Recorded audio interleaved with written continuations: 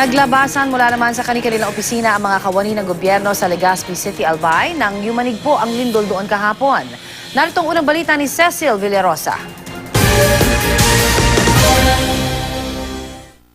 Kababalik lang sa trabaho ng mga empleyado ng Kapitolyo ng Albay nang maramdaman ang mahinang pagyanig.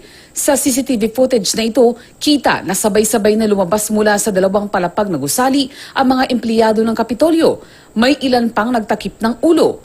Kaya lang nalamdaman namin, nagsigalawan yung building. A matter of seconds lang po naman sila. Yumanig po ang upuan, pati tinignan namin yung mga chandeliers na gumagalaw po.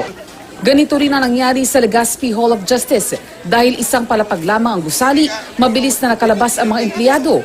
Maging ang mga kawani ng lokal na tanggapan ng COMELEC sa Legazpi, naglabasan din. Ang ilan nagdasal. Naramdaman ang lindol sa lakas na intensity 3 sa Legazpi City. Non-destructive phase po yan ng earthquake event.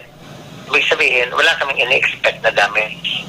At sa monitoring din namin sa Feebox, wala namang possible situation of tsunami, and therefore, hindi kami nagpalabas ng advisory.